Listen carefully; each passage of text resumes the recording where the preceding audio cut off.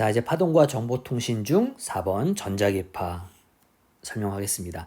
전자기파는 매년 시험에서 한 문제씩 나오지만 굉장히 쉽고요. 그다음에 전자기파의 종류만 잘 외워두면 아주 쉽게 풀 수 있는 부분이니까 잘 좀 정리해두기 바라고요.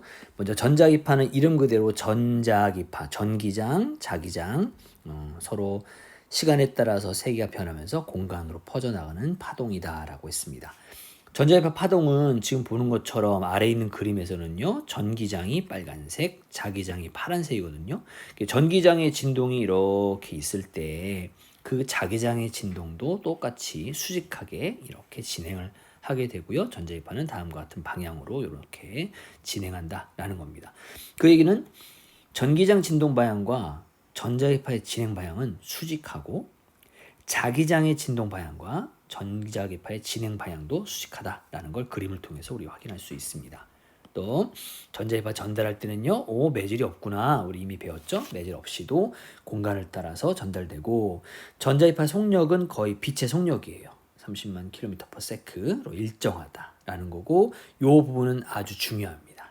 자, 전자기파의 속력은 전자기파는 지금부터 이제 종류가 여러 가지 있는 걸 배울 겁니다. 이 전자기파 모든 전자기파들은 파장에 관계없이 전부 다 진공에서는 속력이 똑같다라는 거죠. 진공에서 속력이 일정하다라는 부분 시험에 아주 잘 나오니까 꼭 기억해 두도록 하고요. 그 다음에 진동수 클수록 에너지 크다 이런 말도 있습니다.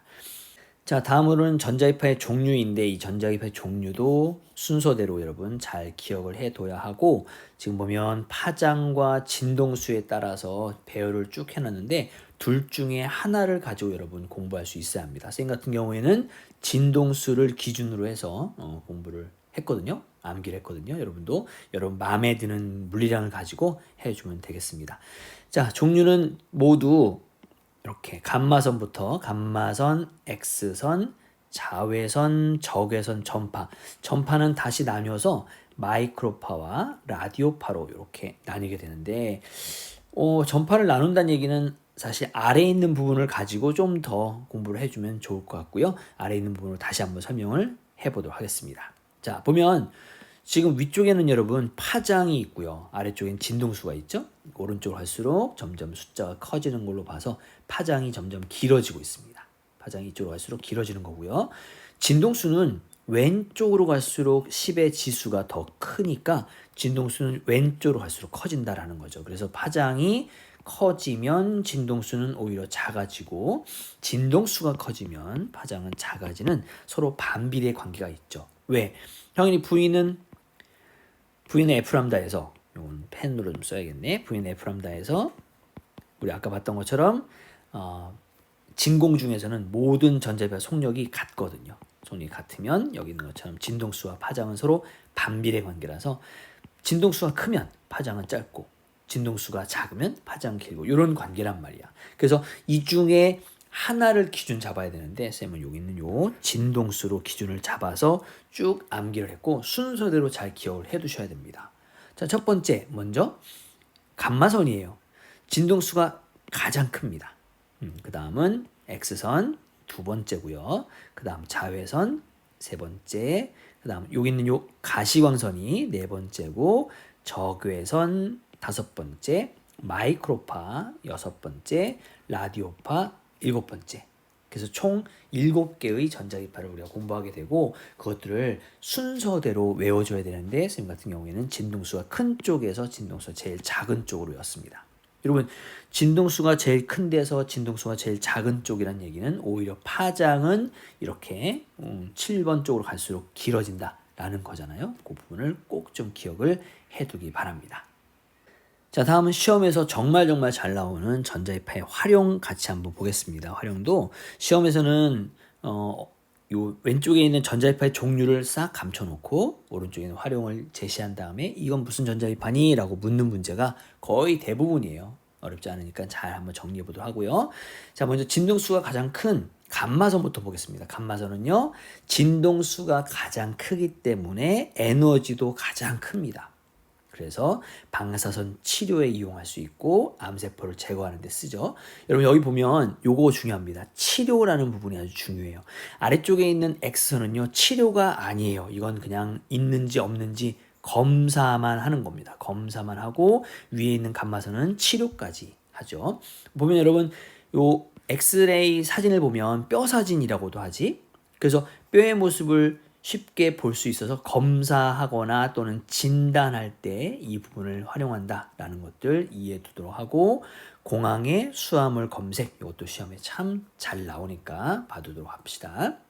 또 자외선입니다. 자외선은 살균기 또 여기 보면 이렇게 식기 또 의료기구 소독 살균기죠, 그죠? 그다음에 위조지폐를 판별할 때도 자외선 쓰고 비타민 D 합성 이런 거에도 이용한다라고 되어 있습니다. 자, 그 다음에 가시광선이에요. 가시광선은 우리가 보는 이제 빨주노초 파남보 이런 7가지 무지개 색을 말하고 사람이 눈으로 관찰할 수 있는 영역대의 빛이다라고 우리가 설명할 수 있죠. 뭐 이렇게 어렵지 않으니까 됐고요. 다음 적외선 이것도 아주 시험에 잘 나오죠.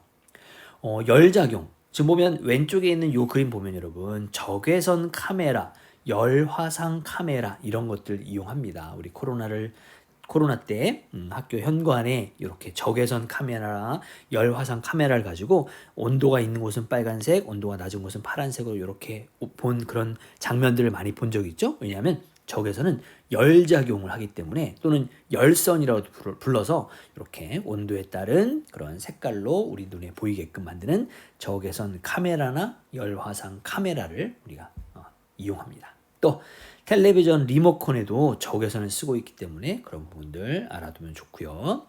자, 마이크로파 요거 뭡니까 여러분? 전자레인지죠. 전자레인지에도 쓰고 또는 통신에도 쓰고 레이더 같은 그런 통신에도 쓰고 해서 전자레인지가 제일 많이 나오긴 하지만 통신에도 요 내용들 많이 등장을 합니다. 자, 마지막 남아있는 것이 바로 라디오파예요. 라디오파는 라디오파니까 보통 라디오 이런 것들 이제 흔히 쓰잖아요. 그죠? 그래서 라디오 AM, FM 뭐 이런 것들 우리가 활용한다라는 거 알 수 있습니다. 자, 기출문제 한번 풀어보도록 할게요. 2020년 13번 문제인데 지금 전자기파를 이렇게 구분해서 설명한 것이고 옳은 걸 고르라 했습니다.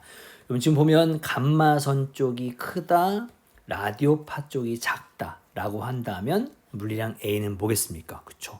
진동수가 되는 거 우리 알 수 있고요.